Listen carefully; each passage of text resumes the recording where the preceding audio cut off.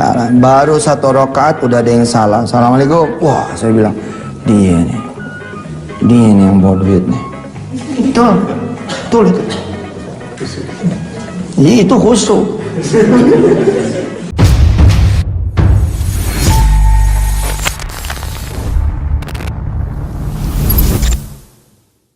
Bismillahirrahmanirrahim. Assalamualaikum warahmatullahi wabarakatuh. Kembali lagi bersama saya Harit Al-Walid. Untuk konten hari ini saya sengaja bikin ringan saja, teman-teman. Ini dari channel YouTube Arah Kebenaran berjudul Bagi Yusuf Mansur Firman Allah Hanya Sebatas Teori. Nanti juga saya akan bacakan komentar-komentar netizen yang cukup pedas, tapi itu berbobot dan sangat tepat sasaran. Karena salah satu komentar di sana juga menanyakan, dan beberapa komentar lain, kok Yusuf Mansur sampai hari ini masih aman-aman saja gitu, ada apa gitu. Dan saya pun secara pribadi mempertanyakan itu gitu. Apakah pihak kepolisian atau pihak berwenang sudah bekerja sebagaimana mestinya? Kok Yusuf Mansur ini sudah banyak terindikasi kasus-kasus dugaan penipuan, tapi kok masih aman-aman saja? Ada Hotel City, Paitren, terus Kondote Moyafidi, Tabung Tanah, Umroh Merdeka, JBN Batubara. Ada banyak, teman-teman. Tapi kok sampai hari ini masih anteng-anteng, masih tenang-tenang saja. Kami harap pihak kepolisian serius menangani kasus-kasus yang menyeret nama Yusuf Mansur ini, teman-teman. Baik, kita simak video dari Thaibah TV.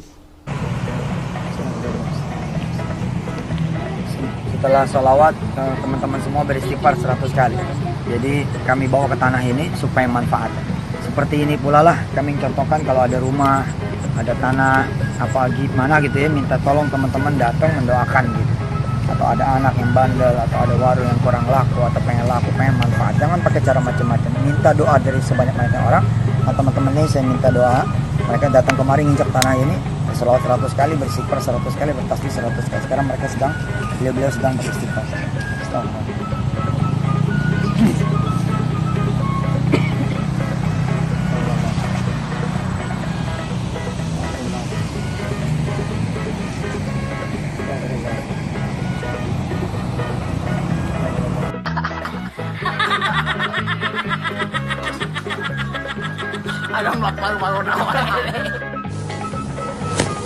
Nge-choice, nggak ada pilihan juga.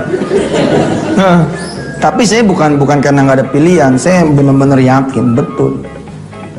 Sami'na, kalau ente kan sami'na wa fakirna, wa pikirna. Kalau aneh enggak sami'na wa ta'na aja udah. Baru 1 rakaat udah ada yang salah. Assalamualaikum. Wah, saya bilang dia nih yang bawa duit nih. Betul itu. Itu khusyuk. Siapa yang setuju sama saya kalau itu khusyuk? Ini lagi sholat nih. Sebelumnya kita baca kalau lu sholat 4 rakaat bakalan datang rezeki. Oke? Tiba-tiba baru 1 rakaat ada salam. Terus kita mikir, dia nih. Khusyuk bukan itu? Itu khusyuk, inline, masih inline. Nggak percaya.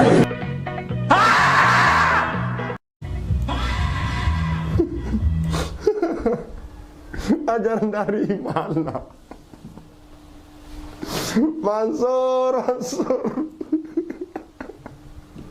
Ajaran dari mana kayak gitu sholat khusyuk? Astagfirullahaladzim, ini orang makin lama makin ngadi-ngadi loh.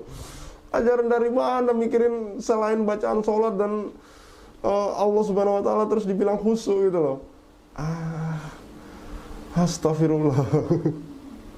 Silakan komen di kolom komentar, teman-teman. Ini nyeleneh banget, dan ini saya baru lihat lagi gitu, bahwa di sini dia, teman-teman tadi melihat kan, memikirkan duit masih inline katanya, masih khusyuk gitu. Astagfirullah. Parah banget Mansur. Banyakin istighfar, itu terkorelasi. Karena nanti saking kuatnya kalian bisa jadi wali dalam bentuk modern. Tentu jadi wali bukan yang terbang di atas air, jalan, enggak. Tapi sekedar mikirin doang, jadi tuh barang gitu. Saking tajamnya tuh. Aduh, pengen buka puasa sama duren, nggak ada yang denger. nggak ada yang diajak ngomong, tapi ini pikiran saking kuatnya. Ini begitu pulang ke rumah ada durian. Omongan, pikiran, telunjuk. Saya sering ngomong. Lihat ya, gitu. Lihat ya. Wih. Ini nggak sederhana nih. Wait a minute. Who are you?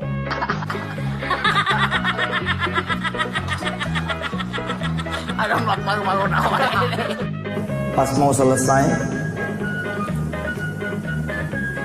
ada suara assalamualaikum. Ini konsentrasi rada buyar.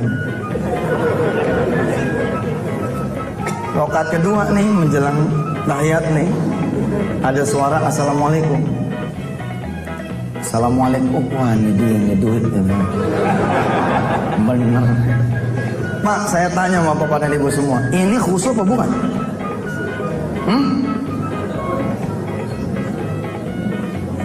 Saya menyangka, mengira, husnuzon bahwa yang datang adalah janjinya Allah. Ini disebut khusyuk apa bukan? Terserah situ nganggapnya apa, kalau saya nganggapnya ini khusyuk. Masih satu track, masih inline saat itu. Memembak dari iman.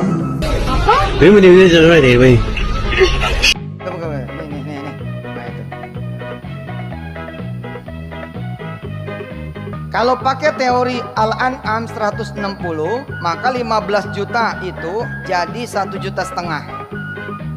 Tapi kalau pakai teori Al-Baqarah 261, maka dibagi 700. 15 juta dibagi 700 ya.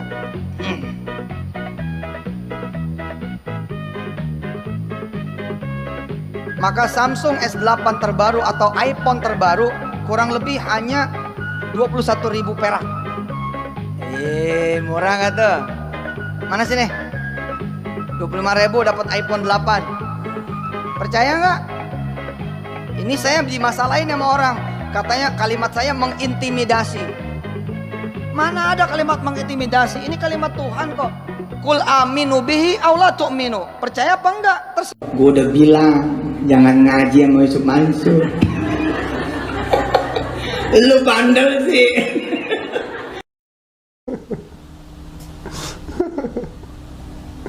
Nyeleneh banget, dan semua apa yang disampaikan oleh Yusuf Mansur tadi, saya berani jamin bahwa itu nyeleneh teman-teman. Sangat tidak bisa diterima dan sangat tidak bisa, dan itu bertentangan dari ustadz-ustadz lain yang saya dengar ceramahnya teman-teman. Bagaimana ceritanya kita dalam sholat memikirkan hal selain ibadah sholat, itu kemudian dianggap khusyuk hanya atas dasar alasan Yusuf Mansur bahwa orang yang datang bawa duit itu karena takdir Allah gitu. Jadi masih inline, apaan gitu. Semua yang bergerak di muka bumi ini, bahkan tetesan hujan, itu juga takdir Allah gitu. Tapi ketika sholat, kita hanya harus khusyuk hanya kepada Allah, bukan berarti kemudian hal yang lain kita ikut pikirkan karena itu takdir Allah. Nggak seperti itu cara berpikirnya. Yusuf Mansur tadi mengatakan seperti itu gitu, bahwa itu masih inline. Bukankah orang yang bawa duit itu karena perintah Allah, karena kehendak Allah? Ya memang karena kehendak Allah. Orang bergerak datang ke rumah kita ya karena kehendak Allah. Tapi bukan berarti ketika kita masih sholat ada orang ngetuk pintu, kita kemudian mikirin dia karena dia bawa duit, karena masih inline. Ini ajaran macam apa sih sebenarnya? Aneh banget orang satu ini lama-kelamaan gitu. Aneh banget orang satu ini lama-kelamaan. Dan dia terlalu membawa ajaran-ajaran Islam ini ke arah bersifat materi gitu. Bagaimana ceritanya surat Al-Baqarah kemudian dihitung, dikali-kalikan, dimatematiskan dengan harga iPhone, Samsung segala macam gitu. Tidak seremeh itu ilmu yang kita pelajari dalam Islam, tidak seremeh itu gitu. Ibadah yang kita lakukan dalam Islam hanya diganti dengan sejumlah nominal sebuah handphone gitu. Ini apa yang kemudian diajarkan oleh Yusuf Mansur ini bagi saya sebuah hal yang harus dikritik gitu. Dan saya herannya itu kok sampai sekarang ulama-ulama ini diam saja melihat ada seorang yang dianggap tokoh agama, tapi seenaknya berbicara seperti ini dan tidak ditegur gitu teman-teman.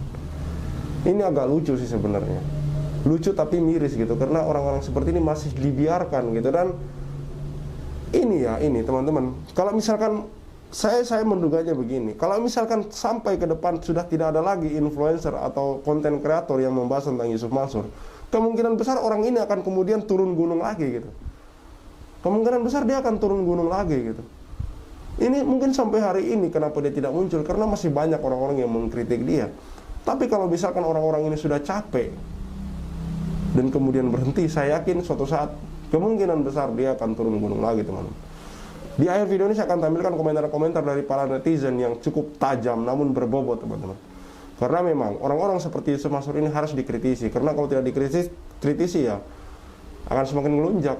Teman-teman kemarin mungkin lihat bagaimana Gus Samsudin yang kemudian akhirnya berakhir dibui karena dibiarkan, orang-orang seperti itu dibiarkan, yang akhirnya dia kemudian membuat konten yang itu terindikasi melecehkan agama, karena selalu dibiarkan, selalu ada pembiaran, jadi ngelunjak gitu.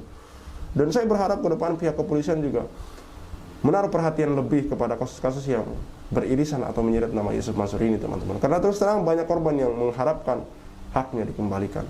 Cukup sekian dari saya, Khalid Al-Walid, see you on the next videos.